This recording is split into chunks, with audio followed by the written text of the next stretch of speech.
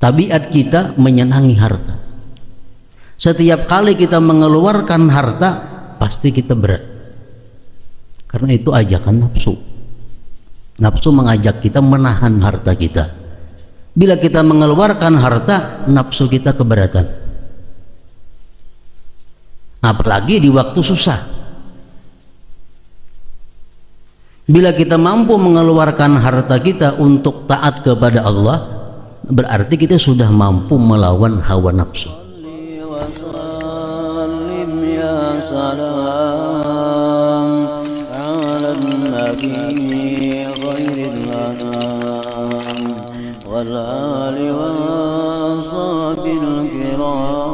Bismillahirrahmanirrahim. Alhamdulillahirabbil alamin. Wassalatu wassalamu ala asyrafil anbiya'i wal mursalin Sayyidina Maulana Muhammad wa ala alihi wa sahbihi ajma'in. Qala al-musannif al-imam al-allamah al-habib Ahmad bin Zain bin Alawi al-Habsyi rahimahullah nafa'ana bi'ulumih. Summa qala radiyallahu anhu wa nafa'ana bih wa hawaka jahidhu jihada munazi'in wa mukhalifin mislal aduwil absya'i. Fal hawa mailun nafsi ila ghairil haqq wattiba'uha lisyahawatil mazmumah. Wa qad ittafaqa jami'ul ulama ala anna as-sa'adah la tunalu illa binahyi an-nafsi 'anil hawa wa mukhalafati syahawatiha. Qala Allah ta'ala wa naha an-nafsa 'anil hawa fa innal jannata hiyal ma'wa. Wa fil hadis qadimtum minal jihadil asghar ila jihadil akbar. Qalu wa mal jihadul akbar ya Rasulullah? Qala jihadun nafs. Wa fil hadis al-akhar al mujahid man jahada nafsah wal mujahir man hajara as-su. Fa mujahalatun nafsi fardun lazim wa yarji'u hasiluhu ila qahri ash-shahwati wal ghadab tahta hukmi syar'il mudraki bil binul aqal. فمن قاهر لجمع شهواته ومن قاهر لبعضها وهو أكثر ومن تارك لجهاد هواه بالكلية وهو أكثر وأكثر. وإليه الإشارة بقوله تعالى أفرأيت من اتخذ إلهه هواه إلى آخر الآية.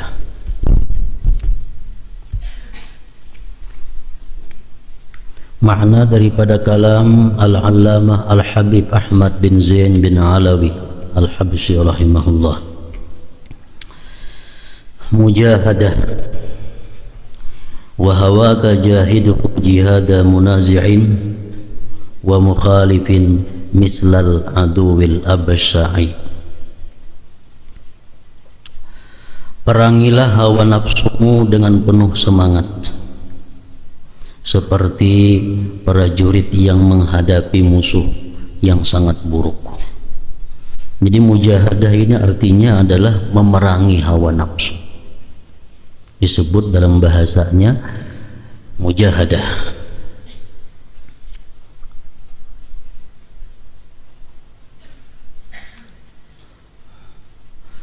Hawa adalah, pengertian hawa adalah kecenderungan nafsu untuk memperoleh segala sesuatu yang tidak benar dan mengikuti berbagai keinginan buruk. Itu yang disebut dengan hawa. Hawa nafsu. Artinya hawa itu mengajak kepada nafsu untuk selalu berbuat hal-hal yang dilarang oleh Allah Subhanahu wa ta'ala. Orang yang berjihad mampu melawan keinginan hawa nafsunya, itulah disebut dengan mujahid, orang yang berjihad dengan jihadun nafsi. Jadi mujahadah ini menurut hukumnya kadang-kadang bisa wajib, bisa pula mujahadah ini hukumnya sunat, bisa juga mujahadah itu fadilah, keutamaan.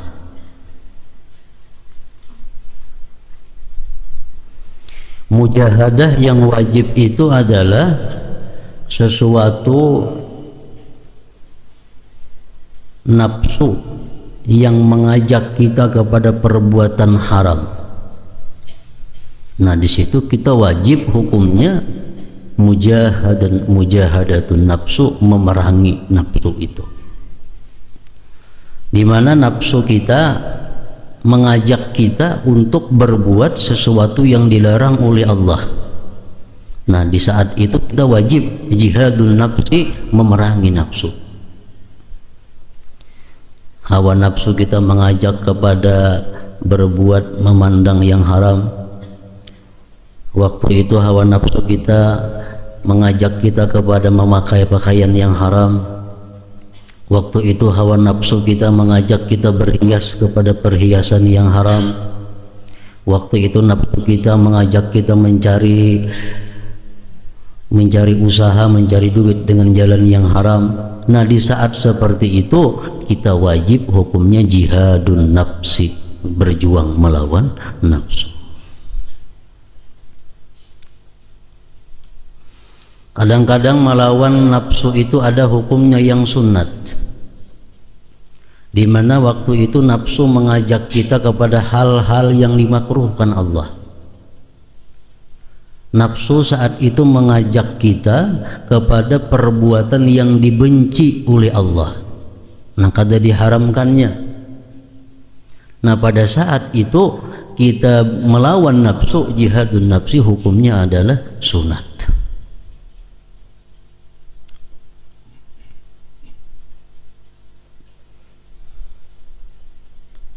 Umpamanya nafsu kita malas untuk salat berjamaah, sembahyang sendiri dalam keadaan kada uzur, itu hukumnya adalah dimakruhkan, meninggalkan jamaah. Nah, nafsu kita mengajak kita untuk meninggalkan sembahyang berjamaah bagi laki-laki. Nah, saat itu kita sunat melawan nafsu kita untuk melaksanakan sembahyang secara berjamaah. Nafsu kita mengajak kita untuk guring sesudah sembahyang asar. Nafsu kita mengajak kita guring sesudah sembahyang maghrib.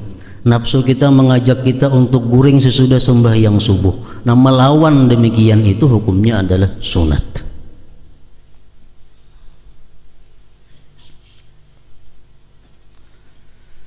Nah, kemudian ada lagi mujahadatun nafsi, berjuang melawan nafsu ini yang hukumnya fadilah. Artinya bukan wajib, bukan sunat, tapi satu keutamaan yang membawa kepada manfaat yang sangat besar. Contohnya menahan makan daripada berkenyang-kenyang. Di saat nafsu kita masih hendak memakan sesuatu, kita tahan. Nah, ini adalah satu keutamaan, satu fadilah melawan jihadun nafsi.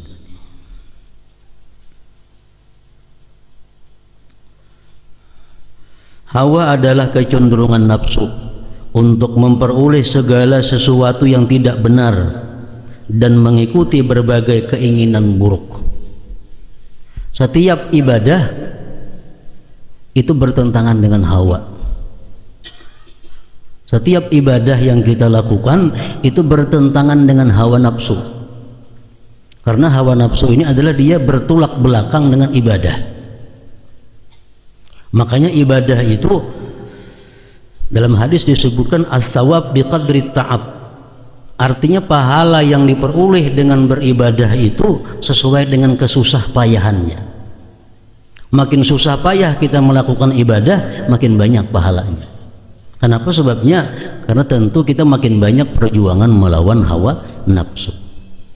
Jadi ibadah itu mesti berlawanan dengan hawa nafsu.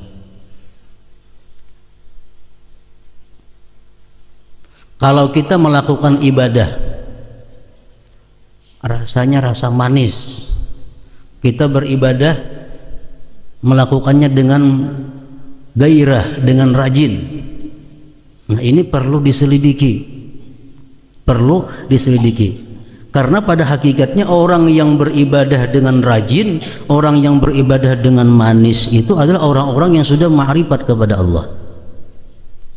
Orang-orang yang belum ma'rifat kepada Allah itu pasti beribadah susah payah, pasti dipaksa. Nah, kalau kita beribadah nyaman, kita beribadah manis, ini perlu kita diselidiki. Jangan-jangan dalam pelaksanaan ibadah itu ada mengandung hawa nafsu. Jangan-jangan dalam beribadah itu ada kita mengandung hawa nafsu. Karena kalau orang macam kita beribadah pasti sulit, beribadah pasti lapar. Sekarang kenapa hari ini aku beribadah bergairah, hari ini aku beribadah nyaman? Perlu diselidiki. Belum tentu itu adalah anugerah Allah. Jangan-jangan ibadah kita dimasuki oleh hawa nafsu, sehingga kita menjadi rajin, menjadi nikmat, menjadi bergairah. Jadi ibadah pada dasarnya adalah bertolak belakang dengan hawa nafsu.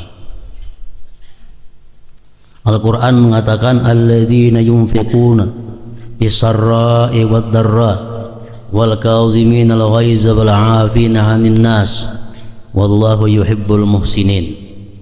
Ini contoh ibadah. Alladzina yunfiqun, orang-orang yang menafkahkan hartanya di jalan Allah.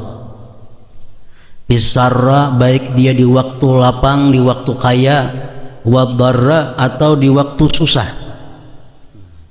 Harta itu adalah tabiat manusia, cinta kepadanya. Tabiat kita menyenangi harta. Setiap kali kita mengeluarkan harta pasti kita berat, karena itu ajakan nafsu. Nafsu mengajak kita menahan harta kita. Bila kita mengeluarkan harta, nafsu kita keberatan. Apalagi di waktu susah. Bila kita mampu mengeluarkan harta kita untuk taat kepada Allah, berarti kita sudah mampu melawan hawa nafsu. Wal kaziminal ghaiza, orang-orang yang mampu menahan marah. Menahan marah ini adalah berat. Apalagi orang-orang yang punya kekuasaan, orang-orang yang punya keberanian.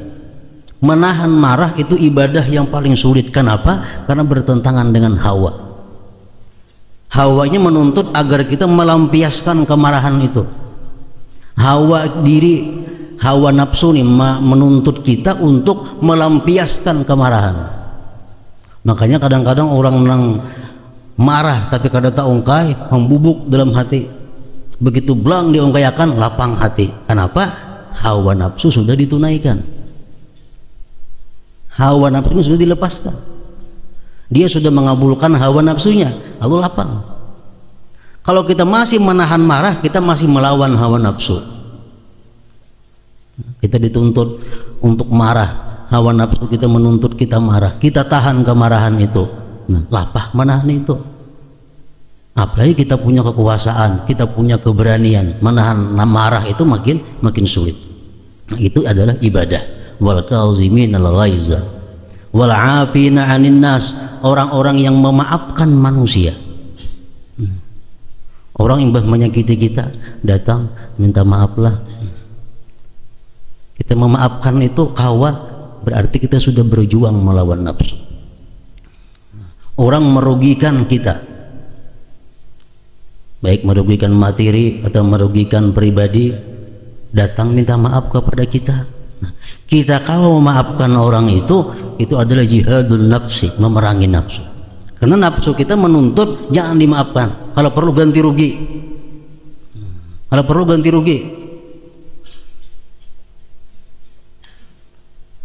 Itu tuntutan hawa nafsu. Kalau kita kau memaafkan, nah jihadun nafs. Wallahu yuhibbul muhsinin, Allah mencintai orang-orang yang berbuat baik.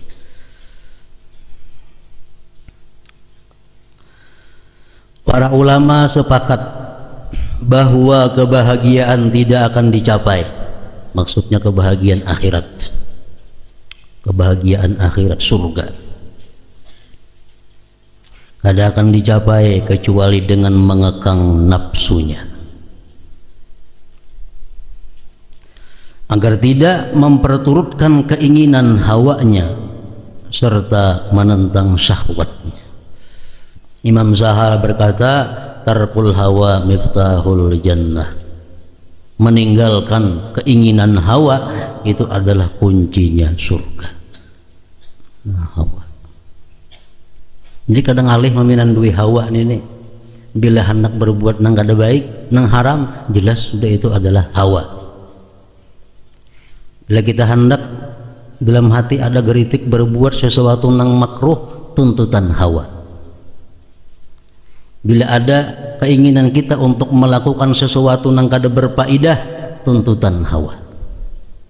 Bila dalam hati kita ada tuntutan untuk berbuat ibadah yang kurang abdal, padahal ada ibadah yang lebih abdal, tapi hati kita hendak kepingin ibadah nang kada abdal, tuntutan hawa. Jadi hawa kalau bisa ini menuntut kita ini berbuat nang haram, kalau kada kawa berbuat nang makruh, kalau kada kawa berbuat nang hina, kalau kada kawa berbuat ibadah tapi nang kada abdal ibadahnya. Ibadah nang kada abdal.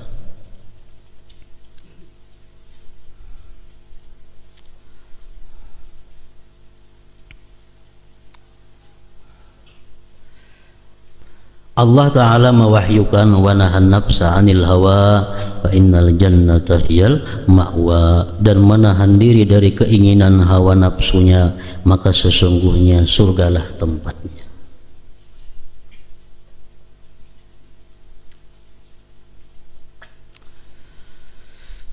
Dan dalam sebuah hadis disebutkan, qadimtum minal jihadil asghar ilal jihadil akbar. Qalu wa mal jihadul akbar ya Rasulullah? Qala jihadun nafsi. Setelah sahabat-sahabat Rasulullah pulang dari peperangan, Rasulullah berkata, kalian datang baru saja kembali dari jihad kecil menuju jihad yang paling besar, menuju jihad yang paling besar. Jadi umpamanya kita hendak sembahyang malam ini, hendak sembahyang sunat 100 rakaat. Malam ini hendak sembahyang sunat 100 rakaat. Nah, waktu kita melakukan sembahyang sunat 100 rakaat itu adalah masih disebut jihad asghar, jihad kecil. Orang nang kada biasa sembahyang sunat 100 rakaat disuruh sembahyang sunat 100 rakaat, tentu merasa takjub. Wah, banyaknya 100 rakaat sembahyang. Padahal kada sampai 2 jam. Tapi nafsu kita merasa itu sesuatu yang sangat berat kalau sembahyang 100 rakaat semalaman. Nah, kita gawi sembahyang 100 rakaat itu adalah jihad yang kecil. Sudah tuntung kita 100 rakaat tuntung. Nah, mempertahankan nang 100 ini agar jangan sampai rusak, itu merupakan jihad yang lebih besar lagi. Nah, kadang-kadang kita bangga, sudah kawa sembahyang 100 rakaat. Karena bisukan bagi kisah malam tadi aku sembahyang 100 rakaat kemana-mana. Nah, ini menahan nafsu jangan sampai membuka hal-hal seperti itu, jihad yang lebih berat daripada jihad yang melakukannya. Nah, seperti itu biasa disampaikan oleh seorang guru yang membimbing, yang mendidik muridnya. Ujar guru, ikam hari ini atau malam ini baca ini, bukunya banyak. Nah, lalu si murid membaca dengan susah payah, berhasil. Itu namanya jihad yang kecil.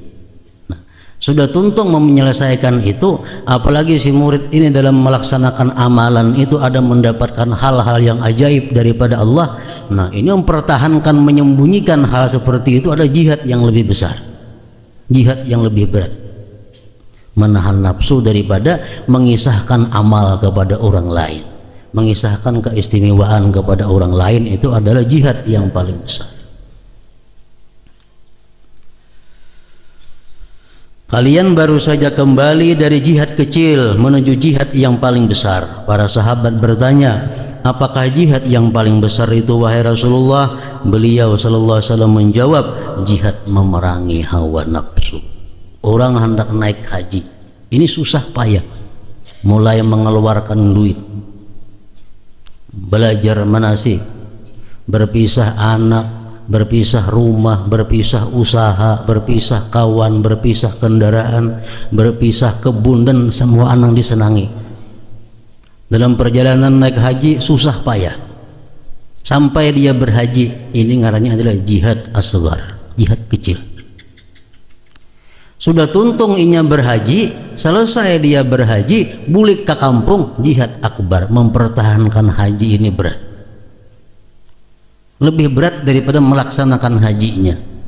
Kenapa? Sebabnya karena orang yang naik haji itu kalau amaliyahnya sama dengan sebelum haji, itu menunjukkan hajinya belum mabrur. Orang yang haji mabrur itu adalah orang yang sesudah naik haji peningkatannya jauh ibadah kepada Allah Subhanahu wa taala. Nah, itu artinya jihad yang lebih besar, jihad yang lebih sulit.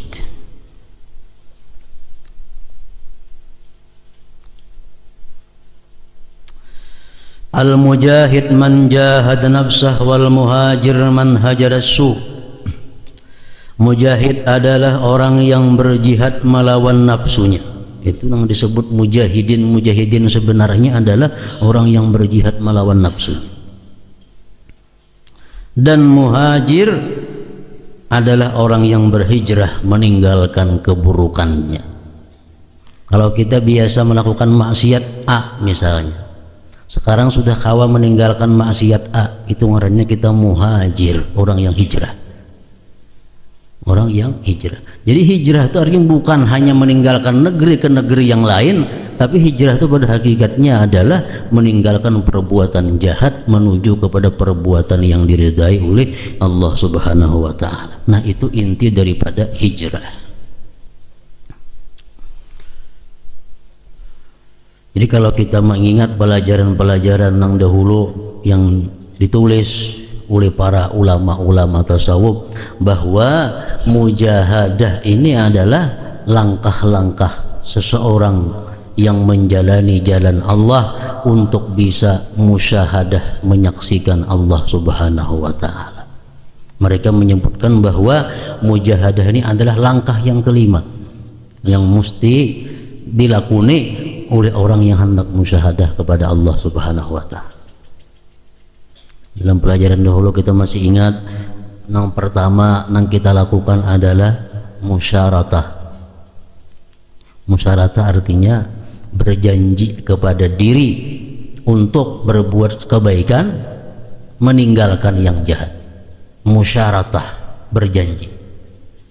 Seorang murid biasanya sesudah sembahyang subuh dan sesudah maghrib itu melakukan musyaratah, perjanjian kepada diri. Jadi mbak sembahyang subuh kita pandiri diri kita berjanji hari ini. Napa janjinya? 1, sembahyang berjamaah. 2, napa janjinya? Hari ini jangan berdusta. 3, napa janjinya? Hari ini jangan hendak menggibah orang. 3, napa janjinya? Hari ini jangan hendak memandang mendengar yang haram, umpamanya. Terserah kita napa hendak kita ulah perjanjian kepada diri kita. Itu ngarannya adalah musyaratah. Tiap bisukan, tiap imbah maghrib, seorang murid itu adalah selalu mensyaratkan sesuatu kepada dirinya, supaya nafsu ini jangan lapas bebas sebebas-bebasnya. Syaratkan, musyaratah. Itu langkah yang pertama.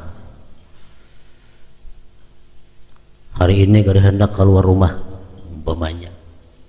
Hari ini hendak bekerja di kamar saja seharianan membaca Quran. Terserah apa yang kita hendak kita syaratkan kepada nafsu kita. Tergantung yang kita perlukan. Misalnya kebiasaan kita kebuju memandang yang haram, nah kita syaratkan kepada nafsu hari ini jangan hendak memandang yang haram. Itu langkah pertama, musyaratah. Langkah kedua apa lagi? Murakabah.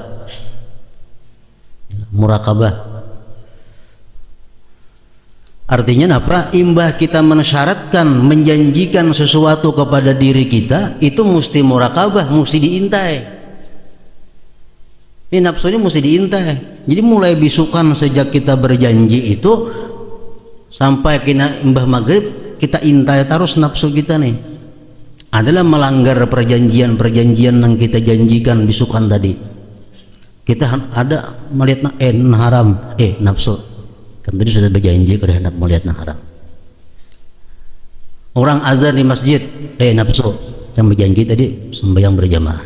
Nah, itu murakabah. Selalu diintai nafsu kita terhadap apa yang dijanjikan. Itu ngarannya murakabah, mengintai.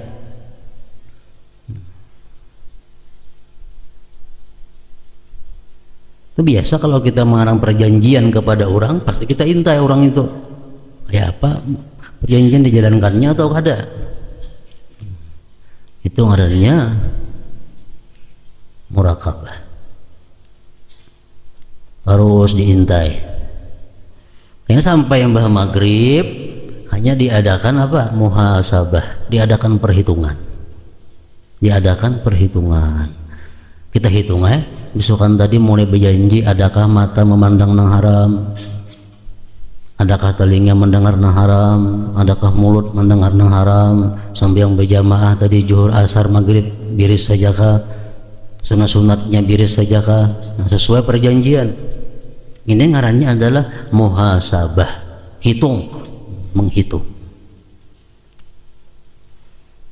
Nah, sesudah kita menghitung itu ada pelanggaran-pelanggaran nafsu, ada pelanggaran-pelanggaran terhadap janji yang kita janjikan sesudah sembahyang subuh. Sembahyang subuh kita berjanji karena melihat yang haram, tapi nyatanya tadi imbah asar ada melihat yang haram. Tadi janji sembahyang berjamaah, nyatanya zuhur kada sembahyang berjamaah. Berarti nafsu kita ada mengadakan pelanggaran-pelanggaran terhadap janji. Nah, mengapa yang selanjutnya dilakukan oleh seorang murid ini adalah mu'aqabah, mengambil tindakan kepada nafsunya, mengambil tindakan kepada nafsu, mengambil hukuman kepada nafsunya. Hukumannya itu apa? Tentu yang lebih berat daripada yang dijanjikan. Ikam tadi sembahyang zuhur kada berjamaah, berarti ikam malam ini harus sembahyang sunat 40 rakaat gantian. Nah, itu artinya mu'aqabah, memberikan tindakan kepada nafsu. Ikam tadi memandang yang haram pada kamarian, ikam dihukum, wahai mata, malam ini membaca Quran 100 ayat. Nah, itu artinya adalah mu'aqabah. Ini langkah-langkah kalau orang hendak musyahadah kepada Allah. Ditindak nafsu yang melanggar itu ditindak. Nah, kemudian sesudah kita menindak, memberikan hukuman-hukuman kepada nafsu tadi, diperlukan apa? Diperlukan mujahadah. Nah, mujahadah ini tadi kita imbah maghrib sudah memutuskan ikam zuhur kada berjamaah harus gantinya 40 rakaat. Ikam tadi memandang yang haram, gantinya malam ini membaca Quran 100 ayat. Nah, menunaikan ini diperlukan mujahadah, diperlukan perjuangan melawan nafsu. Ini ngarannya adalah mujahadah. Nah, jadi langkah-langkahnya itu melalui musyaratah dahulu, hanya muraqabah, hanya muhasabah, hanya mu'aqabah, hanya mujahadah. Nah, bila kita kawa melaksanakan macam itu, kita bisa musyahadah, menyaksikan Allah Subhanahu wa ta'ala dengan mata hati kita di dalam dunia ini. Itu jalannya.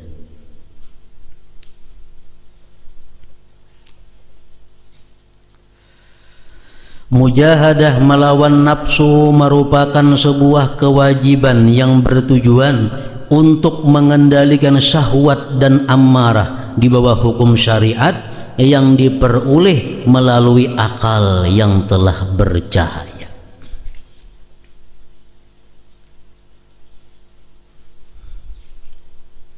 Mujahadah melawan nafsu merupakan sebuah kewajiban yang bertujuan untuk mengendalikan syahwat dan amarah di bawah hukum syariat Tujuannya mujahadah itu mengendalikan nafsu, mengendalikan syahwat di bawah hukum syara yang diperoleh melalui akal yang telah bercahaya.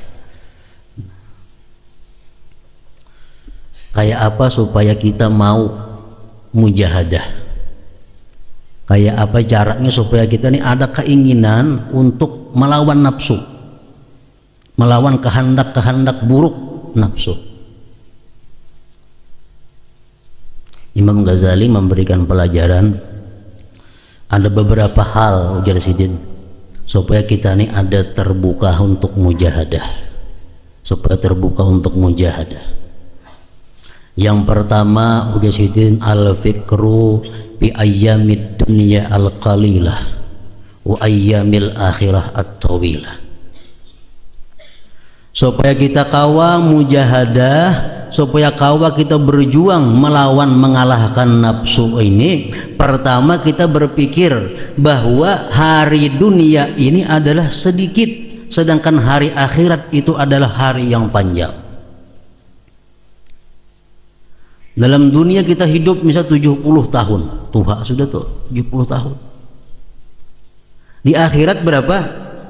Nah, satu hari di akhirat itu lawasnya 50.000 tahun dunia. 50.000 tahun dunia sama sehari akhirat. Itu Quran mengatakan khamsina alfa sanah, 50.000 tahun sama sehari dalam akhirat. Jadi kalau kita di akhirat disiksa cuma 2 hari, umpamanya di akhirat disiksa 2 hari aja, berarti berapa? 100.000 tahun dunia. Kayak apa pedihnya menyandang. Siksanya kalau terlalu berat, misal paling aja dikapit kayak orang Badum itu nah. Tapi 100.000 tahun kapitan itu kada berpaculan. Nah kita membayangkan itu 2 hari disiksa di akhirat sama lawan 100.000 tahun dunia. Jadi kita beribadah, kita melawan nafsu dalam dunia seumur 70 tahun itu tidak ada apa-apanya kalau dibanding kenyamanan atau penderitaan di akhirat. Di akhirat kita dapat kenikmatan 2 hari, 100.000 tahun nikmatnya. Nah pertama itu. Jadi ini barangkali Imam Ghazali mengatakan bisa membuka hati kita untuk wani melawan nafsu. Wani melawan nafsu. Melawan nafsu ini kada ada risikonya, kada ada, cuma lapah. Mempacang garing kada, pacang mati kada. Melawan hawa nafsu cuma paling-paling lapah. Itu melawan hawa nafsu. Berpikir kehidupan dunia yang sedikit ini dan kehidupan akhirat yang lawas. Makanya ada hadis yang mengatakan orang yang mulai direnakakan sampai mati hidupnya dalam kenikmatan. Dalam kenikmatan, mulai lahir sampai mati orang ini apa yang dikehendakinya ada nikmat luar biasa. Begitu mati orang ini dimasukkan ke neraka sedetik diangkat. Ingat lagi yang bahari dalam dunia hidup nyaman senang, kedingat lagi. Kenapa? Hanya semenit dimasukkan ke dalam neraka, begitu pedihnya siksa neraka. Semenit hari neraka itu berapa tahun hari kita ini? Orang yang mulai lahir sampai mati hidupnya selalu menderita, penyakit silih berganti, macam-macam menderita, sampai mati menderita. Begitu sampai di akhir masukkan di dalam surga, semenit disuruh pulang keluar, takuni hingga dalam dunia sewalah menderita hidup kada pernah menderita. Nah, kenapa? Karena hanya semenit masuk ke dalam surga. Nah ini memikirkan hal-hal ini mungkin bisa membuka hati kita untuk melawan nafsu. Yang kedua, menjadi Imam Ghazali memikirkan tentang mujahadahnya orang-orang yang terdahulu. Rabi'atul Adawiyah Rabi'atul Adawiyah sudah habis Isya, sudah sih tuntung Isya, sembahyang Isya, tuntung makan, sudah masuk kamar ambil pasahapan sampai subuh. Demikian pula seorang perempuan ngarannya Syahwanah. Sa'wanah ini begitu matahari tenggelam maghrib sudah masuk ke dalam khalwatnya sampai kena pukul 6 terbit matahari hanya keluar beribadah kepada Allah Subhanahu wa ta'ala. Ini Sa'wanah. Dalam manakibnya perempuan Sa'wanah ini ada bisi dan sanak bini-bini. Dengan sanak bini-bini ini berkisah. Ujar dengan sanak bini-bininya oleh Sa'wanah ini bini-bini juga. Adingnya ada bini-bini. Ading ini bermimpi masuk surga. Mimpi masuk surga. Lalu di surga itu ada pengumuman, wahai ahli surga supaya berdiri. Kita menyambut orang yang sangat diagungkan oleh Allah Subhanahu wa ta'ala. Demikian pengumuman di surga. Jadi orang surga berdiri semuaan. Jadi ujar si perempuan tadi, siapa yang datang nih? Kira-kira orang agung nih kayak apa orangnya? Sekali lagi yang muncul adalah Sa'wanah. Sa'wanah. Nang sanak seorang. Nah, sampai di surga Sa'wanah diberikan sesuatu yang bisa membuatnya terbang kemana-mana dalam surga. Jadi ujar na adik ini, wahai Sa'wanah, coba engkau berdoa kepada Allah supaya aku bisa umpat ikam nak keliling-keliling di surga nih, terbang ke situ kemari. Ujar Sa'wanah, ikam ada usaha aku doakan lawan Tuhan, cukup ikam lawan hawa nafsu engkau pasti bisa berbuat semaunya di dalam surga ini. Sa'wanah orang yang mulai maghrib sampai kini terbit matahari beribadah kepada Allah Subhanahu wa ta'ala. Ali Zainal Abidin sembahyangnya 1000 rakaat, orang dahulu 1000 rakaat, ada tentang 500 rakaat. Nah, itu mujahadah. Nah, kita buka, kita periksa kitab-kitab manakib orang-orang dahulu, kita kalau membandingkan kayak apa lawan kita rajinnya ibadah. Nah, barangkali kita ada terbuka hati untuk sedikit menyamai mereka itu. Jadi yang kedua membuka hati supaya bisa mujahadah adalah melihat, menelaah, mengetahui kayak apa orang-orang dahulu mujahadahnya, ibadahnya kepada Allah Subhanahu wa ta'ala. Yang ketiga, ujar Imam Ghazali mengatakan supaya kita ini bisa mujahadah, rajin beribadah. Yang ketiga adalah suhbatus salihin, kita bersahabat. Artinya selalu duduk bersama-sama orang yang saleh, selalu duduk bersama-sama kepada orang yang ahli ibadah. Sedikit banyaknya itu menarik kita beribadah juga. Jadi sebahagian ahli hukama, ahli hikmah mengatakan siapa berkawan dengan 8 golongan manusia maka Allah tambah dia 8 perkara. Jadi kawan kita ini sangat menentukan kelakuan kita. Orang nang hari-hari kita gauli, orang hari-hari nang kita kawani duduk bersamanya sangat menentukan akhlak kita. Supaya kita bisa mujahadah, rajin beribadah, kada ada jalan lain mesti rancak, bakawan, bakumpul, sekedudukan dengan orang-orang yang saleh. Sebagian hukama mengatakan man jalasa ma'al agniya zadahullah hubbat dunya war ragbata fiha. Orang-orang yang duduk, orang-orang yang berkawan dengan orang yang kaya, Allah tambah di dalam hatinya itu hubbud dunia dan ingin suka pada dunia. Kalau kita kawan hari-hari orang nang sugih aja, duduk bersama-sama orang nang sugih, ke situ kamari berjalan lawan orang nang sugih, otomatis di hati kita ada masuk hubbud dunia, cinta kepada dunia, hendak berisi macam inya, hendak berisi pakaian macam nang inya pakai, hendak makan nang macam inya makan, hendak berisi rumah nang inya diami. Karena kita hari-hari berkawan orang nang kaya. Wa man jalasa ma'al fuqara zadahullahu syukra war ridha bi kismatillahi ta'ala.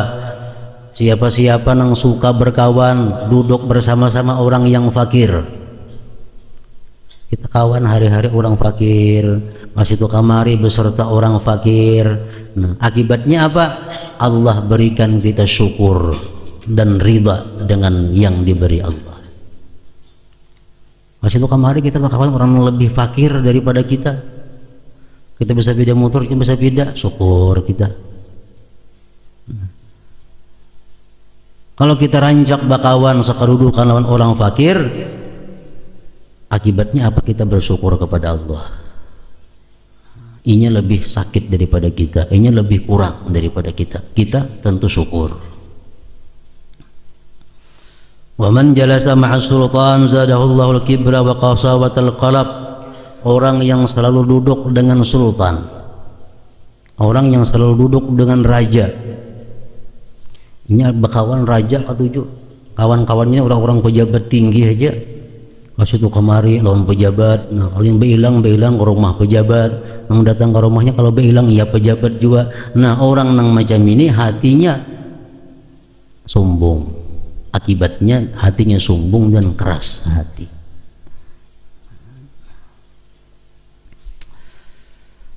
Wa man jalasa ma'al fusaq zadahullahu al-jara'ah 'ala adh-dhunub wal ma'asi wa taswib at-taubah. Orang yang suka berkawan orang fasik, ini partnernya orang-orang fasik. Nang datang ke tokonya rancak orang-orang fasik, kalau nya hilang ke wadah kawan-kawannya orang fasik, kalau nya makan bersama-sama orang yang fasik, kemana-mana kawannya nang fasik. Nah, buahnya apa kena ke hati kita? Timbul keberanian untuk berbuat maksiat, timbul keberanian berbuat maksiat dan menunda-nunda tobat, menunda-nunda tobat. Katanya bakawan orang fasik, nang dikawanannya ada sembahyang kada, puasa kada, duit haram kada, tahun haramnya. Seorang bakawan itu kalau merasa asa baik kan, karena kawan nang kayak itu. Wa man jalasa ma'as salihin zadahullahu raghbah fit ta'ah wa jitnabil maharim. Barang siapa suka bergaul kepada orang-orang yang saleh, duduk kepada orang-orang yang saleh, Allah tambah dia kegemaran beribadah, Allah tambah dia ketakutan untuk berbuat maksiat. Jadi cara yang ketiga untuk supaya bisa mujahadah ini adalah sohbatus salih.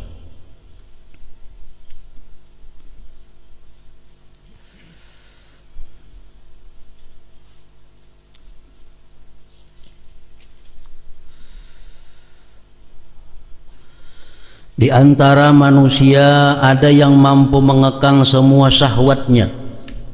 Artinya di antara manusia ada yang mampu mengendalikan hawa nafsunya di bawah hukum syariat.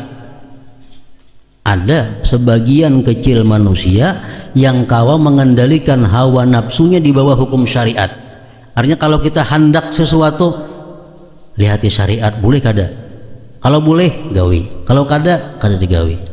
Nah, ada sebagian manusia yang kawa demikian. Tetapi kebanyakan dari mereka hanya mampu mengendalikan sebagian saja. Dan yang paling banyak adalah orang yang sama sekali tidak berusaha memerangi nafsunya. Ini yang paling banyak. Kada ada perhatian, kada ada perjanjian dengan hawa nafsunya. Hawa nafsu dia silahkan bebas sebebas-bebasnya dalam dirinya. Kalau ada pelanggaran kada ditindak, kada dihukum.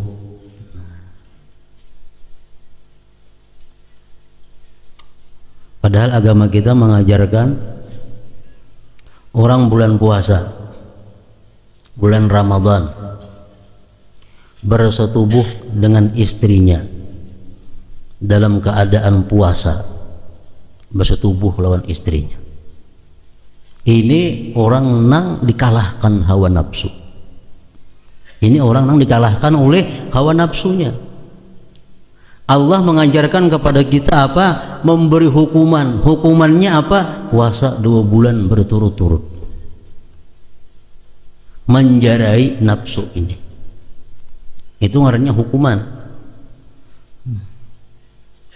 Jadi orang yang bersetubuh di bulan Ramadan tanpa uzur, tanpa ada alasan membolehkannya, dihukum oleh agama apa? Puasa 2 bulan berturut-turut. Misal sudah 55 hari, pacah sehari, batal 55 harinya. Mesti berturut-turut 2 bulan itu. Nah, itu hukumannya. Nah demikian pula halnya terhadap maksiat-maksiat lain yang kita langgar, kita mesti memberi tindakan kepada nafsu kita yang berat-berat seperti itu. Udah sehari aja bacanya 2 bulan berturut-turut Allah menghukum nafsu.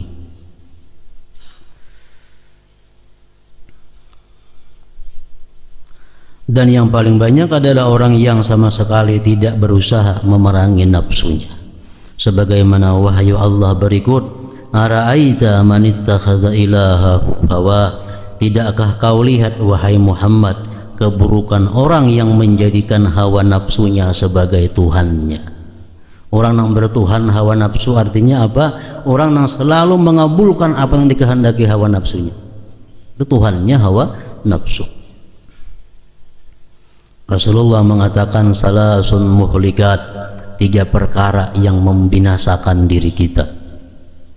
Pertama, ujar Nabi kita, syuhun muta', sifat kikir yang ditaati.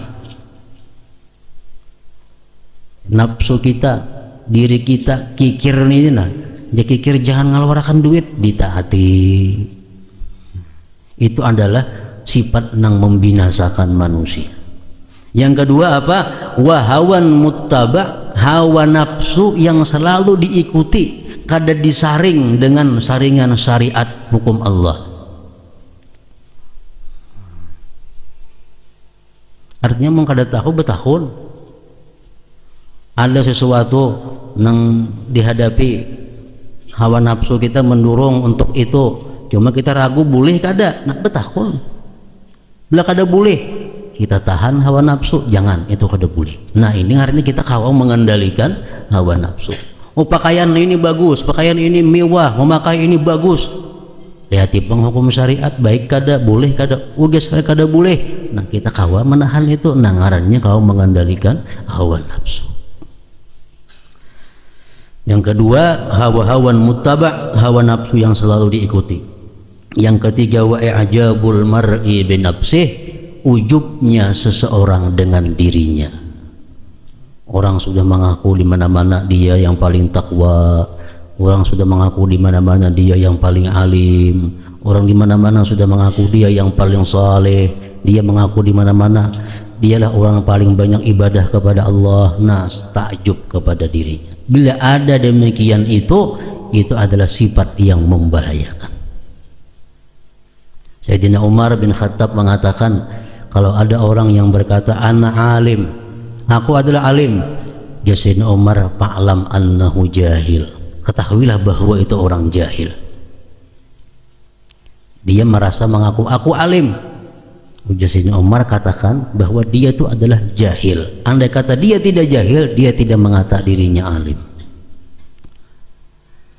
Kalau ada orang yang berkata ana taqi, aku orang yang takwa, ya Sayyidina Umar fa'alam ketahui annahu fajir, bahwa dia orang yang durjana. Ada mengaku aku orang nang takwa, aku orang nang bersih, aku orang nang selamat, fa'alam annahu fajir, itu orang adalah durjana. Wa man qala ana min ahlil jannah fa'alam annahu min ahlin nar. Ya Umar bin Khattab, bila ada orang yang mengaku bahwa aku adalah ahli surga, ketahuilah itu orang sebenarnya ahli neraka. Nah, kenapa itu? Karena itu i'jabul mar'i bi ra'yihi, sudah ujub seseorang itu dengan pikirannya, dengan dirinya. Itu yang membahayakan manusia. Kemudian mengisi waktu dengan ibadah.